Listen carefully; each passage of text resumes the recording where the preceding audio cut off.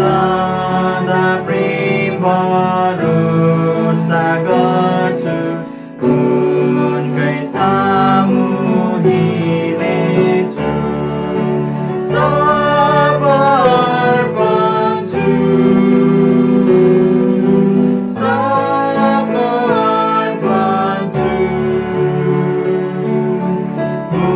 मुक्तिदाता तपाईँलाई सब अर्पन्छु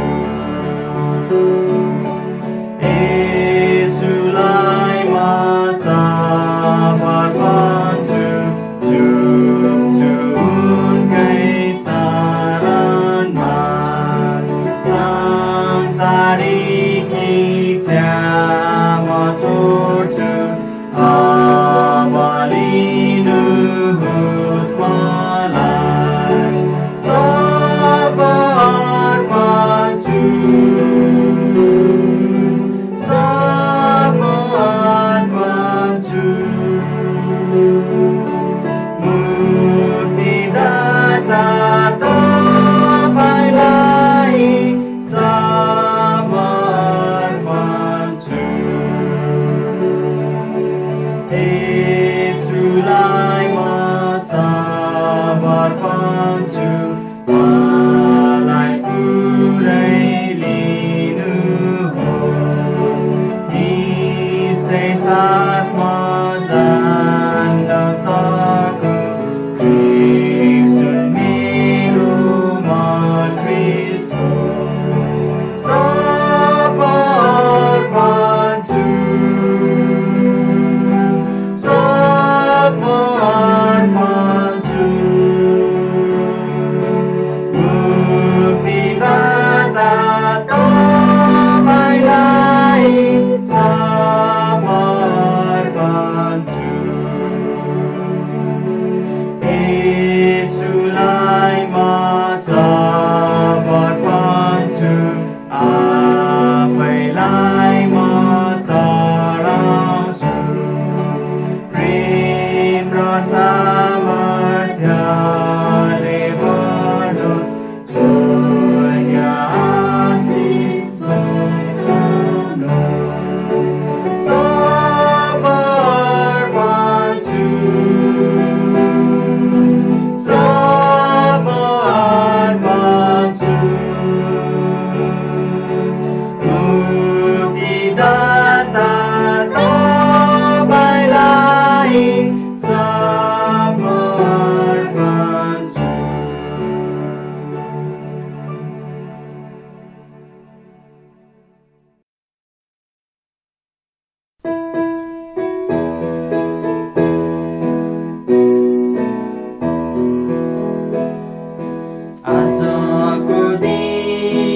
आजको दिन उनले सृजेका रमाउँदै जाउँ खुसी मनाउँ र आनन्द गरौँ आजको दिन उनले सृजेका रमाउँदै जाउँ र खुसी मनाउँ आजको दिन उनले सृजेका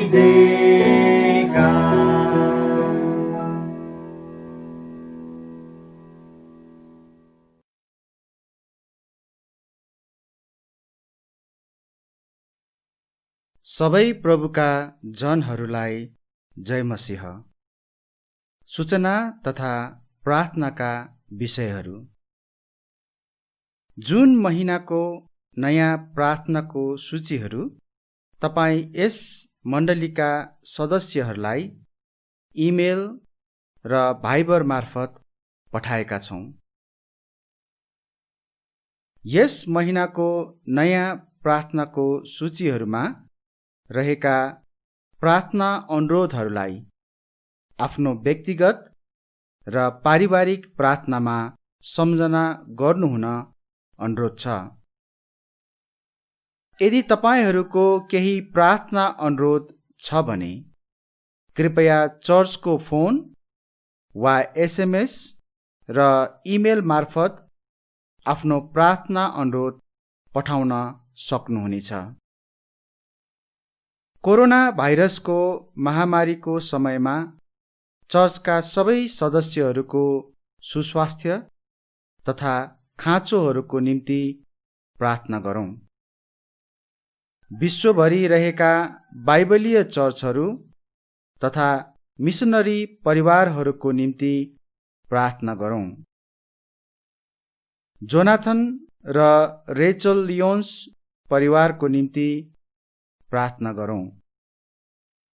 नवजीवन Baptist church, Hetauda Bethel Baptist church, Berea Baptist church तथा विश्वभरि रहेका बाइबलीय चर्चहरूको लागि प्रार्थना गरौँ।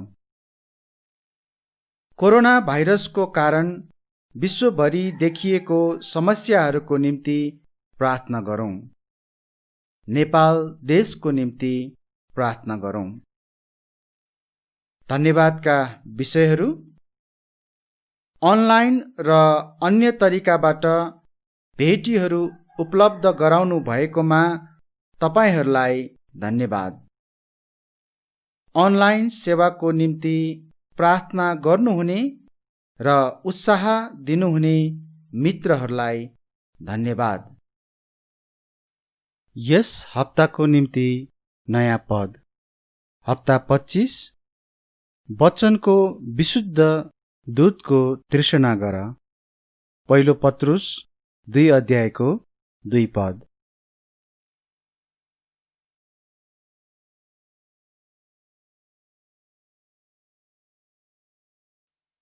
तपाईहरू सबैजनालाई जय मसीह। हामी यस समय वचनको भागमा आइपुगेका छौँ। हामी परमेश्वरको वचनबाट आज सन्दर्भ अनुसारको भविष्यवाणी विषयमा सिक्न जाँदैछौँ। गएको हप्ता हामीले यस विषयलाई सुरु गरेका थियौँ। आज हामी यस विषयमा अझ अगाडि बढ्नेछौँ र त्यसको निम्ति हामी सुरुमा एउटा चाबी पदलाई पढ्नेछौँ। अनि यो चाहिँ पहिलो थेसलोनिकी 5 अध्यायको 20 पदमा हामी पढ्न पाउँछौँ। आउनुहोस् हामी यस चाबी पदलाई पढ्नेछौँ। पहिलो थेसलोनिकी 5 अध्यायको 20 पद। भविष्यवाणीहरू तुच्छ नठान। म फेरि एकचोटि पढ्नेछु। भविष्यवाणीहरू तुच्छ नठान। आउनुहोस् हामी सुरुमा प्रार्थना गर्नेछौँ, परमेश्वरसँग सहायता माग्नेछौँ अनि त्यसपछि हामी वचनको भागमा अगाडि बढ्नेछौँ। म प्रार्थना गर्छु। धन्यवाद छ हे हाम्रा स्वर्गमा बस्नुहुने पिता, तपाईँ प्रभुले हामीलाई अति धेरै वास्ता गर्नुभएको छ। हामीलाई तपाईले यस अवस्थाहरूमा पनि तपाईँ प्रभुले सुरक्षा, सहायता अनि हाम्रा खाँचोहरूलाई पूरा गर्ने अनि हामीलाई विशेष गरी वचनको भोकलाई पूरा गर्नको निम्ति यसरी संगतिहरू दिइरहनु भएको छ। हामी तपाईँ प्रभुलाई धन्यवाद दिँदै हामी तपाईको महिमा गर्दछौँ, तपाईको आदर अनि प्रशंसा गर्दछौँ। अनि यो घडी हामी तपाईको जीवित वचनबाट सिक्ने अवसरमा पनि हामी आइपुगेका छौँ। हामीलाई प्रभु तपाईँ सहायता गर्नुहोस्। जुन विषयलाई हामीले गएको हप्तादेखि सुरु गरेका थियौँ, हामी त्यसलाई निरन्तरता दिन सकौँ र आज पनि हामी जति कुराहरूलाई सिक्नेछौँ, हेर्नेछौँ, ती कुराहरू हामी राम्ररी बुझ्न सकौँ। तपाईको वचनले हाम्रो हृदयमा काम गर्न सक्नु भएको होस्। तपाईको आत्माले हामीलाई डोर्याउनु भएको होस्। हामी सबैको मन, हाम्रो सबैको ध्यान तपाईँ प्रभुमा राख्दछौँ। आशिष माग्छौँ प्रभु येशूको नाममा, आमेन। अहिले विश्व नै विभिन्न समस्याहरूसँग जुधिरहेको छ। ती समस्याहरूलाई मध्यनजर गर्दै धेरैले विचार गर्छन् कि संसारको अन्त हुन लागेको छ। कति ख्रिस्टियनहरूले त मत्ती 24 का चिन्हहरू वा प्रकाश 6 देखि अगाडिका घटनाहरू देखिन थालेका छन् वा देखिन थालेको जस्तो छ भन्ने गरेका पनि छन्। तर पवित्र शास्त्रको कुनै पनि भविष्यवाणी कसैको आफ्नो निजी व्याख्या होइन भन्ने बाइबलको चेतावनी र शिक्षाले हामीलाई गम्भीरतापूर्वक सबै कुराहरूलाई परमेश्वरको वचनद्वारा जाँच्नु र मात्र घोषणा गर्नुपर्छ भनी सिकाउँछ।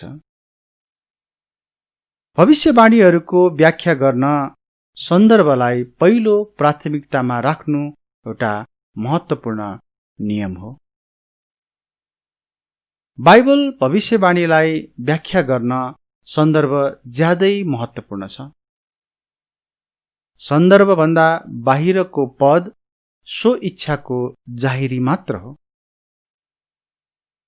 सन्दर्भभन्दा बाहिर गरिएको व्याख्याको परिणामले त्यस्ता धेरै निष्कर्षहरू निस्कन्छन् जो परमेश्वरको भविष्यको योजनासँग मेल खाँदैन। जस्तै केही उदाहरणहरू म तपाईहरुलाई दिन चाहन्छु। जस्तो मत्ती 24 अध्यायका चिन्हहरू मण्डली उठाइ लानु अघि पूरा हुनुपर्छ भन्ने विचार राख्नेहरू त्यहाँ छन्। यसैगरी मत्ती 24 अध्यायको 40 पदमा 2 जना खेतमा हुनेहरू मध्ये ती उठाइ लगिनेहरू चाहिँ विश्वासीहरू हुन् जोहरू मण्डली उठाइने समयमा उठाइन्छ, जबकि जो छोडिनेछन् तिनीहरू चाहिँ नबचाएकाहरू हुन् जोहरू पृथ्वीमा हुने संकष्टकालमा प्रवेश गर्नेछन् भन्ने विचार राख्नेहरू पनि त्यहाँ छन्। यसैगरी मत्ती 25 अध्यायको बुद्धिमती र मूर्ख कन्याहरूले मण्डली उठाइने समयको विश्वासी र अविश्वासीहरूको प्रतिनिधित्व गर्दछ भन्नेहरू पनि त्यहाँ छन्। यसैगरी मत्ती 25 अध्यायको 32 मा देखिने भेडा र बाख्राहरू असल र खराब राष्ट्रहरू हुन् भन्नेहरू पनि छन्। वास्तवमा भेडा र बाख्राहरू को हुन् हामी पछि यस विषयमा अध्ययन गर्नेछौँ।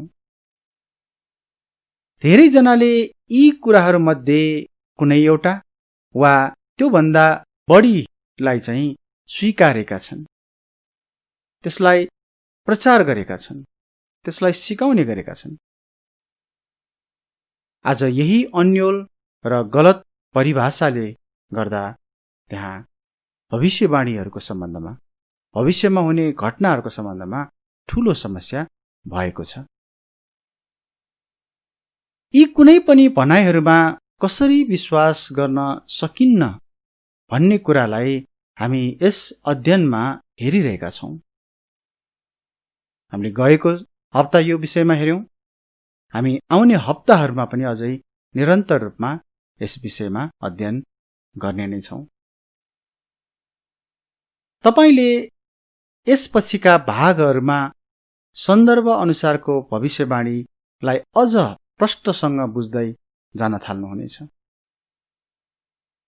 मत्ती 24 र 25 अध्यायहरूका शिक्षाहरू ख्रिस्टले जैतुन डाँडामाथि दिनुभएको प्रवचनमा उल्लेख गर्नु भएको छ। उहाँले भविष्यवाणीका महान सत्यताहरू प्रस्तुत गर्नुभयो, तर ती सत्यताहरू तब मात्र मान्य हुन्छन् जब त्यसलाई सन्दर्भ अनुसार प्रस्तुत गरिन्छ। तपाईहरुलाई सम्झना होला, गएको हप्ता हामीले 2 वटा कुराहरूलाई हेरेका थियौं र ती 2 वटा कुराहरू चाहिँ चेलाहरूको प्रश्नमा थियो।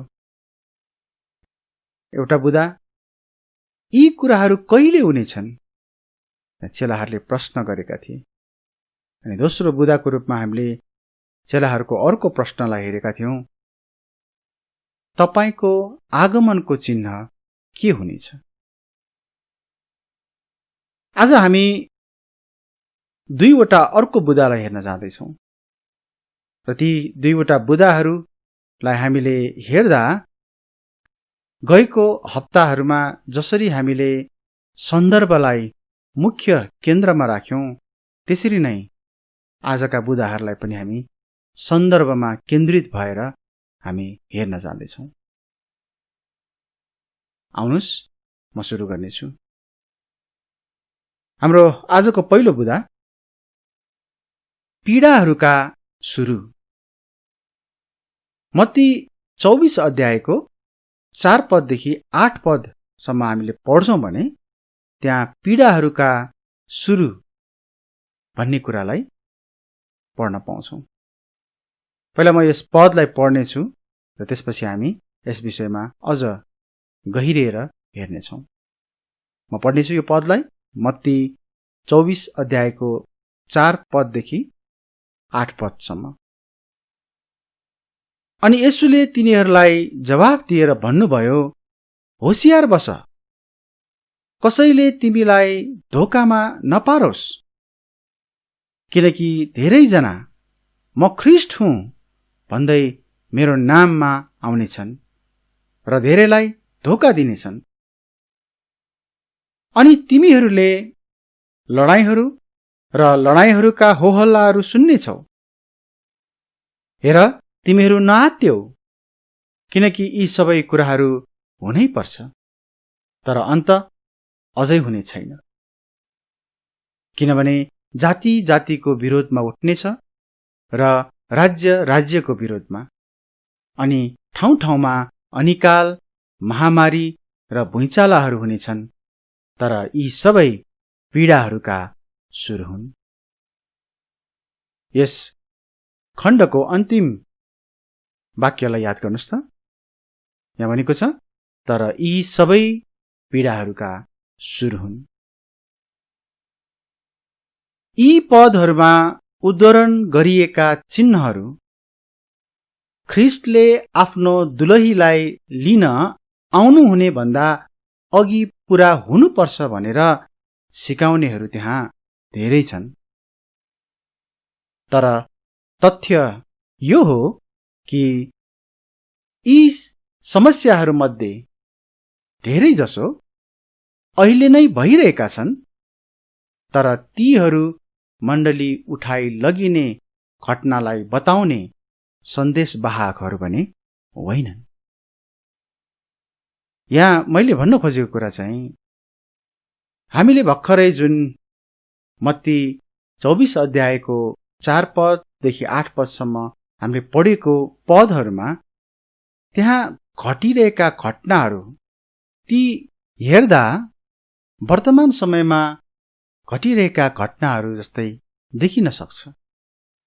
तर वास्तवमा मत्ती 24 अध्यायमा उल्लेख गरिएका घटनाहरू वर्तमान समयको लागि होइन। त्यो चाहिँ 7 वर्षको संकटकालमा जुन भविष्यमा हुँदैछ त्यसको बारेमा हो। र ती घटनाहरूले चाहिँ मण्डली उठाइ लगिने समय आउँदैछ भनेर सन्देश दिने पनि होइनन्। हामी बाइबलमा त्यसरी पाउँदैनौं। यदि मत्ती 24 का घटनाहरू मण्डली उठाइ लगिनु अघि हुने हुन् भने मण्डली उठाइ लगिने घटना कुनै पनि क्षण, अंग्रेजीमा इमिनेन्ट, कुनै पनि क्षण हुने घटना नै होइन। ड्वाइट पेन्टिकोस्ट लेख्नुहुन्छ, कुनै पनि क्षण हुने घटनाको मुख्य शिक्षाले 70औं हप्ताको कुनै पनि भागमा मण्डलीको सहभागितालाई निषेध गर्छ। यसको अर्थ के भन्दाखेरि मण्डली उठाइ लगिने घटना चाहिँ कुनै पनि क्षण हुने घटना हुन्, कुनै पनि बेला हुने घटना हुन्। यसैले कुनै पनि बेला हुने घटना जो चाहिँ हामीलाई थाहा हुँदैन, हामीलाई थाहा छैन, त्यो यदि थाहा हुने गरेर पहिला नै त्यसको निम्ति चिन्हहरू देखाइकन यदि आउने भइदिएको भए मण्डली उठाइ लगिने घटनालाई कुनै पनि क्षणमा हुने घटना, अकस्मात हुने घटना भनेर हामी कसरी भन्न सक्छौं?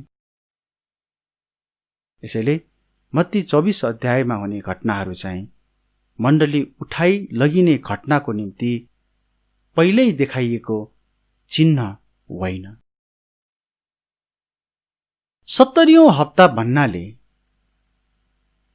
परमेश्वरले इजरायल जाति र पवित्र शहरका निम्ति तोक्नु भएको 70 हप्ता अर्थात् 490 वर्षहरूका योजना हुन्, जसलाई दानियल 9 अध्यायको 24 पददेखि 27 पदसम्म पढ्न पाइन्छ।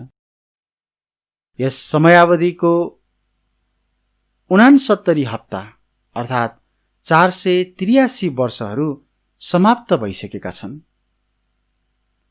फारसका राजा कोरेशको उर्दीमा एजरा र साथै नेहेम्या र जरुबाबेलको नेतृत्वमा मन्दिर र यरुशलेम शहरको पुनर्निर्माणको समयदेखि मसीह काटिनु भएको समयसम्म ती 483 वर्षहरूको गणना गरिएको छ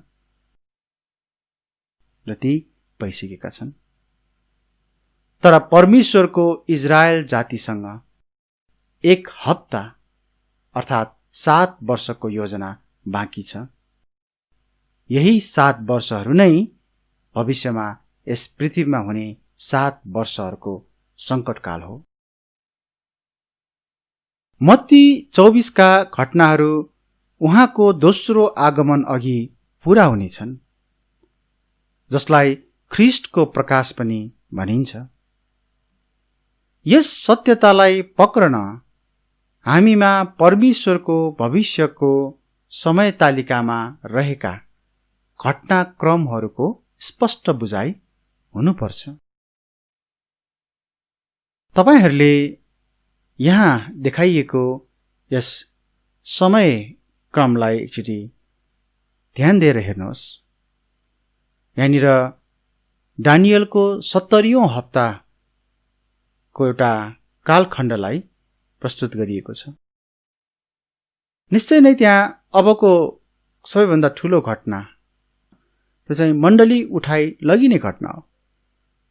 अनि त्यसपछि हामी निरन्तर अगाडि बढ्दै जाँदाखेरि हामी संकटकाल अनि त्यसपछि 1000 वर्षको राज्य हामी त्यो देख्न सक्छौं। तर ध्यान दिनुहोस् कि मण्डली उठाइ लगिने समय र 7 वर्षको अवधिको सुरुवात, जसलाई 70औं हप्ता भनिन्छ, त्यसको बीचमा त्यहाँ समयको अन्तर हुनेछ। हामीलाई थाहा छैन कि त्यो समयको अन्तर कति लामो हुनेछ, तर यो पुनर्जागृत रोमी साम्राज्यबाट ख्रीष्ट विरोधीलाई उदय हुनको निम्ति पर्याप्त समय हुनेछ, जसलाई दानियल 7 अध्यायको 7 पदमा उल्लेख गरिएको छ। त्यहाँ यसरी लेखेको छ, त्यसपछि मैले रातका दर्शनहरूमा हेरिरहेको थिएँ अनि हेर, चौथो पशु चाहिँ डरलाग्दो, डर त्रास पैदा गर्ने र ज्यादा बलियो थियो अनि त्यसका ठूला ठूला फलामका दाँतहरू थिए। त्यसले निल्थ्यो, टुक्रा टुक्रा पार्थ्यो र बाँकी भाग आफ्ना खुट्टाहरूले कुल्चीमुल्ची पार्थ्यो। त्यसभन्दा अघिका सबै पशुहरू भन्दा त्यो बेग्लै थियो अनि त्यसका 10 सिङ थिए। दानियलले परमेश्वरबाट पाएको दर्शनमा देखेको चौथो पशु र नबुकदनेस्सरले परमेश्वरबाट पाएको सपनामा देखेको फलामको खुट्टाहरू उस्तै हुन्। तपाई दानियल 2 अध्यायको 33 पदको पहिलो खण्डमा त्यस फलामको खुट्टाहरूको रूपमा त्यहाँ देखाइएको त्यस ठूलो मूर्तिमा तपाईले पाउन सक्नुहुन्छ।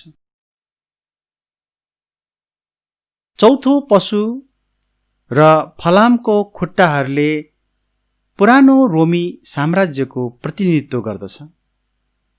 त्यो साम्राज्य ईस्वी सम्वत 476 मा मृत्यु भयो, तर त्यो दिन आउँदैछ जब 10 राज्यहरूले त्यस पुरानो रोमी साम्राज्य र पुनर्जागृत रोमी साम्राज्यको खरानीमाथि एउटा सङ्घ अथवा गठबन्धन खडा गर्नेछन्। नबुकदनेस्सरले यसलाई खुट्टाका 10 औँलाहरूको रूपमा देखे। दानियल 2 अध्यायको 42 पदमा त्यहाँ लेखिएको छ, अनि जसरी पाउहरूका औँलाहरू केही भाग फलामका र केही भाग माटाका थिए, त्यसरी नै यो राज्य केही भाग बलियो र केही भाग फुटिजाने किसिमको हुनेछ। दानियलले यसलाई 10 सिंहहरूको रूपमा देखे। दानियल 7 अध्यायको 7 पदमा हामी पढ्न पाउँछौं, त्यसपछि मैले रातका दर्शनहरूमा हेरिरहेको थिएँ, अनि हेर, चौथो पशु चाहिँ डरलाग्दो, डर त्रास पैदा गर्ने र ज्यादा बलियो थियो, अनि त्यसका ठूला ठूला फलामका दाँतहरू थिए। त्यसले निल्थ्यो, टुक्रा टुक्रा पार्थ्यो र बाँकी भाग आफ्ना खुट्टाहरूले किल्चीमिल्ची पार्थ्यो। त्यसभन्दा अघिका सबै पशुहरूभन्दा त्यो बेग्लै थियो, अनि त्यसका 10 सिङ थिए। H.A. आइरनसाइडले उहाँको पुस्तक दानियलमा यस बारेमा भन्नुभयो, यसले हामीलाई चौथो राज्यको अन्तिम रूपमा ल्याउँछ रोमी साम्राज्यको सम्बन्धमा। यद्यपि वर्तमानमा थमौती गरिएको हो, अझैसम्म अन्त भएको छैन। मूर्तिको खुट्टामा रहेका 10 औँलाहरूले 10 राजाहरूको प्रतिनिधित्व गर्दछ, जसले एउटै समयमा राज्य गरेका हुनेछन्, तर जसले प्राचीन साम्राज्यको धरातलमा रहेर संगठनको रूप लिएको हुन्छ। यो यस्तो कुरा हो जसलाई अझैसम्म संसारले देखेको छैन। मानव जगतले आजसम्म यस राज्यलाई देखेको छैन, किनभने यो राज्य अहिलेसम्म अस्तित्वमा आएको नै छैन। यो राज्य यस पृथ्वीका 10 शक्तिशाली राज्यहरू हुनेछन्, जसले मरिसकेको रोमी साम्राज्यको खरानीबाट उठेर एउटा गठबन्धन बनाउनेछ। दानियलको भविष्यवाणी 7 अध्यायको 8 पदमा अझ अगाडि बढ्छ र यसरी उल्लेख गरिएको पाउँछौं, मैले ती सिंहहरूको विषयमा सोचिरहेको थिएँ, अनि हेर, तिनको बीचमा अर्को एउटा सानो सिंह माथि उठेर आयो, जसको सामुबाट अघिका सिंहहरूमध्ये 3 वटा जरै समेत उखालिए। अनि हेर, त्यस सिंहमा मानिसका आँखा जस्ता आँखाहरू थिए र ठूला ठूला कुराहरू बोल्ने एउटा मुख थियो। यो अन्तिम वाक्यलाई याद गर्नुहोला, ठूला ठूला कुराहरू बोल्ने एउटा मुख थियो। यो सानो सिंह ख्रिस्ट विरोधीलाई दिइएको 26 नाम वा शीर्षकहरूमध्ये एउटा हो। त्यसलाई ठूला ठूला कुराहरू बोल्ने एउटा मुख भएको मानिस पनि परिचित गराइएको छ। यो प्रकाश 13 अध्यायको 4 पदको दोस्रो खण्डदेखि 5 पदको पहिलो खण्डको शब्दावलीसँग ठ्याक्कै मिल्छ। त्यहाँ यसरी लेखेको छ, यो पशु जस्तो को छ र? उसित कसले लडाईँ गर्न सक्छ र? अनि त्यसलाई ठूला ठूला कुराहरू र ईश्वर निन्दाहरू गर्ने मुख दिइयो। हामीले दानियलको पुस्तकमा पनि ठूला ठूला कुराहरू बोल्ने एउटा मुख थियो भनेर पढ्यौं। यहाँ प्रकाशमा पनि त्यसलाई ईश्वर निन्दा गर्ने मुख दिइयो भनेर यहाँ भनिएको हामी पढ्न पाउँछौं। 10 मध्ये 7 राज्यहरूले ख्रिस्ट विरोधीको अधीनमा आउन सहमति जनाएका हुन्छन्, जबकि अर्को 3 राज्यलाई यस संघभित्र दबावमा अथवा जबरजस्ती ल्याइनेछ। तिनीहरू जरै समेत उखालिएका हुनेछन्, जसरी हामीले दानियल 7 अध्यायको 8 पदमा पढ्न पाउँछौं। तिनीहरू जरै समेत उखालिएका हुनेछन्। त्यसपछि ख्रिस्ट विरोधीसँग एउटा सैन्य शक्ति हुनेछ, जसद्वारा त्यसले 7 वर्षहरूको निम्ति इजरायलको शान्तिको प्रत्याभूति ग्यारेन्टी त्यहाँ गर्नेछ। दानियल 9 अध्यायको 27 पदमा हामी यो कुरा पढ्न पाउँछौं।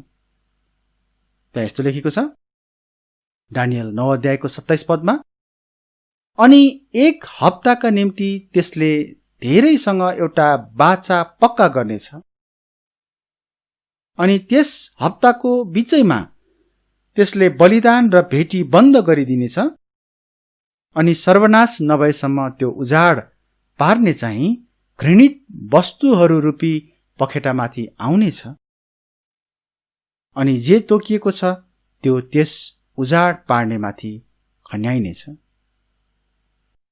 यस पदको सुरुको खण्डलाई तपाईले ध्यान दिनुभयो भने, अनि 1 हप्ताका निम्ति त्यसले धेरैसँग एउटा बाचा पक्का गर्नेछ भनिएको छ। जब त्यसले त्यो सम्झौतामा हस्ताक्षर गर्नेछ, 70औं हप्ता सुरु हुनेछ। हामीलाई पवित्र शास्त्रबाट यो थाहा छ कि 70औं हप्ता ठ्याक्कै 7 वर्षहरू हुनेछन्, जो चाहिँ यहुदी पात्रो अनुसार 2520 दिनहरू हुनेछन् अथवा 2520 दिनहरू हुनेछन्। यी दिनहरूमा प्रकाशको पुस्तकमा उल्लेख भएका भयानक न्यायहरू पूरा हुनेछन्। ती न्यायहरू 3 समूहमा विभाजन गरिएका छन्: छापहरू, तुरैहरू र कचौराहरू। छापहरूको न्याय मध्ये पहिलो 4 वटा न्यायहरूलाई प्रकाश 6 अध्यायको 1 पददेखि 8 पदसम्म पाउन सकिन्छ। तिनीहरूलाई विनाशका दिनहरूका 4 घोडचढीहरू भनी उल्लेख गरिएको छ। ती 4 न्यायहरू कसरी मत्ती 24 अध्यायको 5 पददेखि 7 पदसम्मका घटनाहरूसँग मेल खान्छन् वा समान छन् भनेर हामी एकपटक यहाँ ध्यान दिनेछौँ। जस्तो कि मत्ती 24 अध्यायको 5 पदमा त्यहाँ विश्व नेताको भोग भएको व्यक्ति जसले आफैलाई ख्रिस्ट भनी घोषणा गर्नेछ भन्ने कुरा हामी पढ्न पाउँछौं। त्यहाँ विश्वभरिकै एकजना विश्व नेता अथवा त्यहाँ त्यस्तो प्रकारको व्यक्ति त्यहाँ उठ्नेछ र त्यसले चाहिँ आफैलाई ख्रिस्ट भनेर घोषणा गर्नेछ। अनि यसलाई तपाईले प्रकाश 6 अध्यायको 2 पदमा हेर्नुभयो भने यस्तो व्यक्ति सेतो घोडामा देखा पर्नेछ। त्यसले विश्वमा शान्ति ल्याउने त्यसले वाचा गर्नेछ। तपाईले हेर्नुभयो भने यस घोडचढीले चाहिँ धनु बोकेको छ तर काँड चाहिँ बोकेको छैन। यसको अर्थ यस घोडचढीले शान्तिको त्यहाँनिर बाचा गर्छ र त्यो चाहिँ जित्दै जित्दै सबैलाई शान्तिको बाचा गर्दै सबैलाई शान्तिमा चाहिँ विश्वस्त तुल्याउँदै अगाडि बढ्छ। यसैगरी मत्ती 24 अध्यायको 6 पदमा हेर्नुभयो भने त्यहाँ लडाईँहरू र लडाईँहरूका होहल्लाहरू भनिएको छ। अनि यसलाई तपाईले प्रकाश 6 अध्यायको 4 पदसँग तुलना गर्नुभयो भने त्यहाँ तपाईले पाउनुहुन्छ रातो घोडामा दोस्रो घोडचढी देखा पर्नेछ र पृथ्वीबाट शान्ति हटाउनेछ। यो दोस्रो घोडचढीले चाहिँ पृथ्वीबाट शान्ति हटाउनेछ। यसको अर्थ मत्ती 24 को 6 पद अनुसार लडाईँहरू र लडाईँहरूका होहल्लाहरू त्यहाँ हुनेछन्। यसैगरी मत्ती 24 अध्यायको 7 पदको पहिलो खण्डमा त्यहाँ अनिकालहरू भनिएको छ। अनि यसलाई तपाईले प्रकाश 6 अध्यायको 6 पदसँग तुलना गर्नुभयो भने त्यहाँ कालो घोडामा चढ्नेले पृथ्वीमा विश्वासै गर्न नसकिने अनिकाल ल्याउनेछ त्यहाँ भनिएको छ। तपाई त्यो पदलाई पढ्न सक्नुहुन्छ। त्यहाँ विश्वास नै गर्न नसकिने भयंकर अनिकालको त्यहाँ कुरा गरिएको छ। यसैगरी मत्ती 24 अध्यायको 7 पदको दोस्रो खण्डमा हेर्नुभयो भने त्यहाँ महामारी र भुइँचालाहरूको कुरा गरिएको छ। अनि यसलाई तपाईले प्रकाश 6 अध्यायको 8 पदसँग तुलना गर्नुभयो भने त्यहाँ पहेँलो घोडामा चढ्नेले यस्तो विनाश ल्याउनेछ कि पृथ्वीको 1/4 मानिसहरू मर्नेछन् भनेर त्यहाँ उल्लेख गरिएको छ। यसरी हामीले मत्ती 24 अध्याय र प्रकाश 6 अध्यायमा तुलना गर्छौं भने भविष्यमा संकटकालको समयमा हुने घटनाहरू चाहिँ तुलनात्मक रूपमा एउटै नै हुन्, उस्तै नै हुन्, अझ भन्नुपर्दा उही नै हुन् भन्ने कुरालाई हामी पाउन सक्छौं। यस अवधिको बारेमा मत्ती 24 को 8 मा अझ थप जानकारी दिइएको छ। त्यहाँ लेखिएको छ, तर यी सबै पीडाहरूका सुरु हुन्। यी सबै पीडाहरूका सुरु हुन्।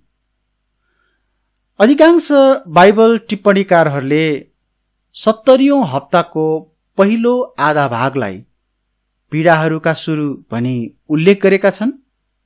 अनि दोस्रो भाग जुन चाहिँ बाँकी 3.5 वर्षको भाग छ त्यसलाई चाहिँ महासंकष्टकाल वा याकुबको दुःखको समय भनी उल्लेख गरेका छन्। हामीले हेर्यौं पहिलो बुँदा पीडाहरूका सुरु।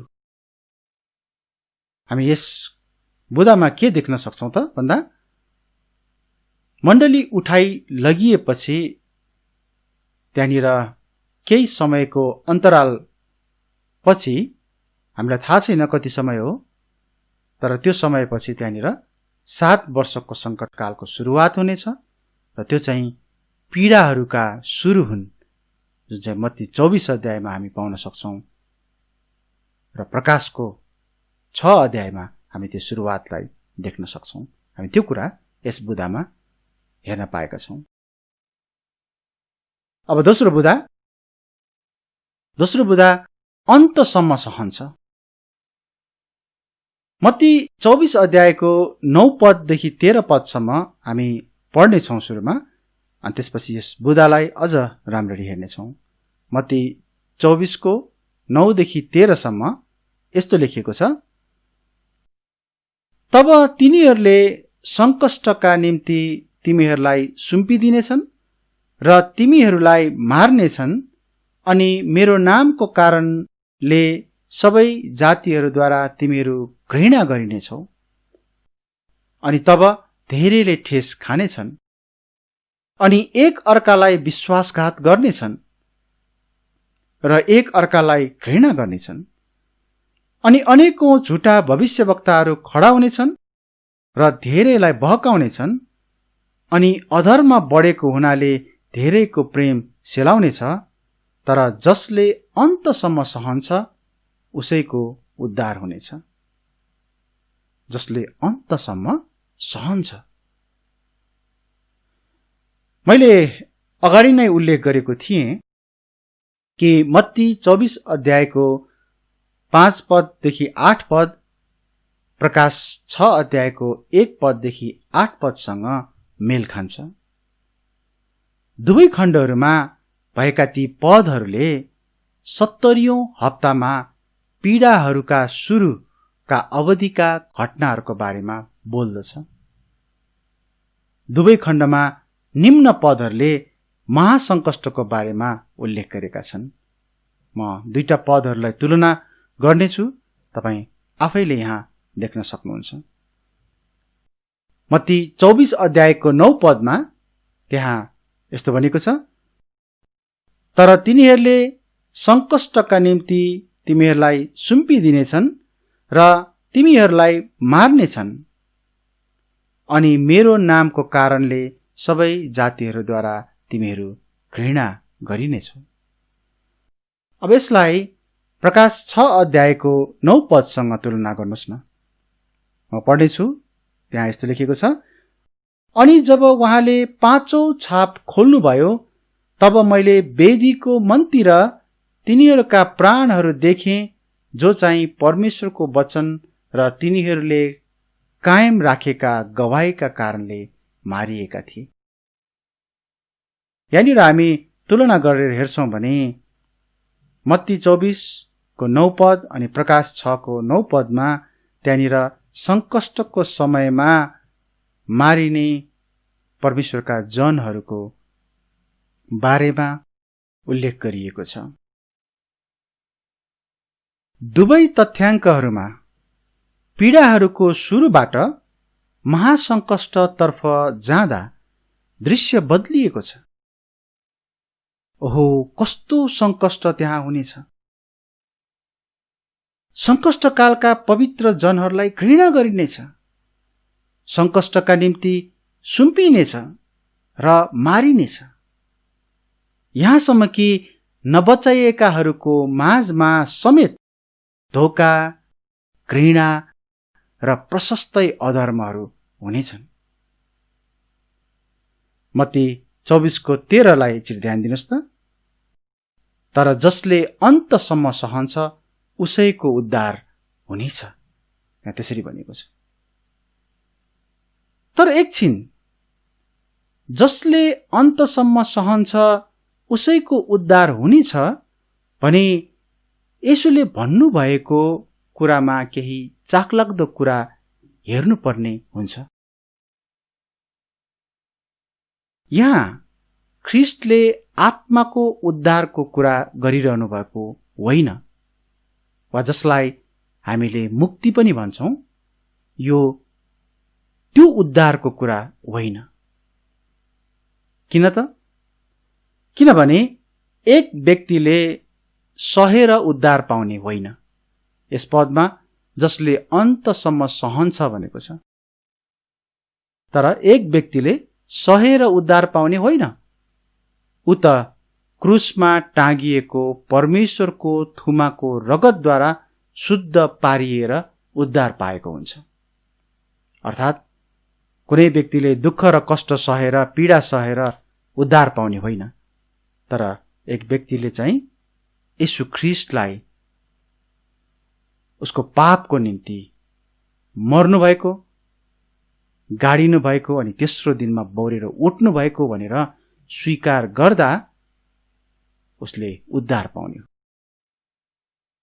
पद 13 मा यो उद्धार भौतिक शरीरको उद्धारको कुरा हो भनी स्पष्ट छ, र यो त्यस समयको कुरा हो जब पुरै पृथ्वीभरि मानिसहरूमा आउने भयानक क्रोधबाट उनीहरू भाग्छन् र लुक्छन्।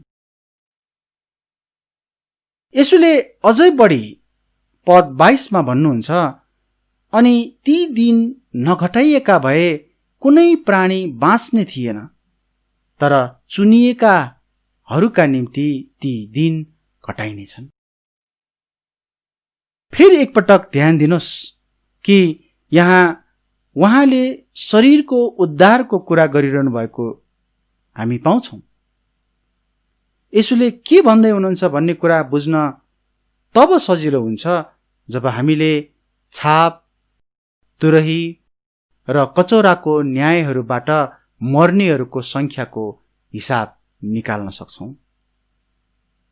प्रकाशको पुस्तकलाई तपाईले राम्ररी हेर्नुभयो भने यस्तो देखिन्छ कि पृथ्वीमा भएका सबै मानिसहरूबाट कम्तीमा पनि 3/4 मानिसहरू 70औं हप्ताको अन्तसम्म मर्नेछन्। 3/4 मानिसहरू। यसैले यदि यी दिनहरू नघटाइएका भए कोही पनि बाँच्ने थिएन। मत्ती 24 अध्यायको हामी 22 पदमा त्यही कुरा पढ्न पाउँछौं। यसैले प्रियहरू, हामीले आज हेरेका कुराहरूबाट हामी के बुझ्न सक्छौं भन्दाखेरि 7 वर्षको संकटकालको सुरुवातमा हुने पीडाको बारेमा मत्ती 24 अध्यायले बताइरहेको हो। 7 वर्षको संकटकालमा जसले अन्तसम्म सहन्छ उनीहरूले चाहिँ शारीरिक उद्धार पाउने त्यो कुरा चाहिँ त्यहाँ गरिएको हो। यद्यपि 7 वर्षको संकटकालमा त्यहाँ मारिने परमेश्वरका जनहरू पनि हुनेछन् जसले निश्चय नै आत्मिक उद्धार पनि पाउनेछन्। तर मूलभूत रूपमा हामीले हेर्न खोजेको कुरा चाहिँ यो दोस्रो बुँदा अनुसार के हो भन्दाखेरि त्यहाँ जसले अन्तसम्म सहन्छ उसैको उद्धार हुनेछ भन्नुको तात्पर्य चाहिँ त्यहाँ आत्मिक उद्धारको कुरा गरिएको होइन, त्यो चाहिँ शरीरमा बचाइने भन्न खोजेको। यदि 7 वर्षको संकटकाल त्योभन्दा लामो भइदिएको भए सम्भवतः पृथ्वीमा कोही पनि मानिस बाँच्ने थिएन। म निष्कर्षमा आउन चाहन्छु। आज हामीले हेरेका 2वटा बुँदाहरूलाई ध्यान दिनुहोस्। पीडाहरूका सुरु र अन्तसम्म सहन्छ। हो, हामी क्रिस्चियनहरूले त्यो पीडा सहनु पर्दैन। त्यो संकष्टबाट प्रभुले हामीलाई छुटकारा दिने वाचा गर्नुभएको छ। हामी त्यो संकष्ट आउनु अघि नै उठाइ लगिनेछौं। यहाँ प्रभुलाई धन्यवाद दिनुपर्ने अत्यन्तै ठूलो विषय छ। उहाँलाई धन्यवाद दिनुहोस्, उहाँलाई धन्यवाद दिउँ हामी सबैले। वर्तमान परिस्थितिहरू ती संकष्टको सामु केही पनि होइनन्। 7 वर्षको संकटकाल यस पृथ्वीमा मानव जातिले भोग्ने सबैभन्दा खराब समय हो। विगतमा न यस्तो समय आएको थियो न पछि आउनेछ। तर हाम्रो निम्ति त्यस संकष्टबाट प्रभुले छुटकारा दिनुभएको छ। उहाँमा रमाउनुहोस्, आनन्दित हुनुहोस् र कुनै पनि बेला हुन सक्ने उहाँको मण्डली उठाइ लैजाने आगमनको निम्ति प्रतीक्षा हामी गरौं। तर त्यो प्रतीक्षा चाहिँ हामी बेचैन भएर, हामी चिन्हहरू हेर्दै वा हामी चाहिँ मनलाग्दी आफ्नो इच्छा अनुसार जिउँदै त्यस्तो प्रकारले होइन, तर एउटा विश्वासयोग्य र इमानदार विश्वासी भएर उहाँको आगमनलाई विश्वासयोग्यताका साथ पर्खिरहने विश्वासी बनेर हामी उहाँको आगमनलाई, मण्डलीलाई लिन आउने दिनलाई हामी पर्खेर बसौं। त्यो कुनै पनि समय हुन सक्छ।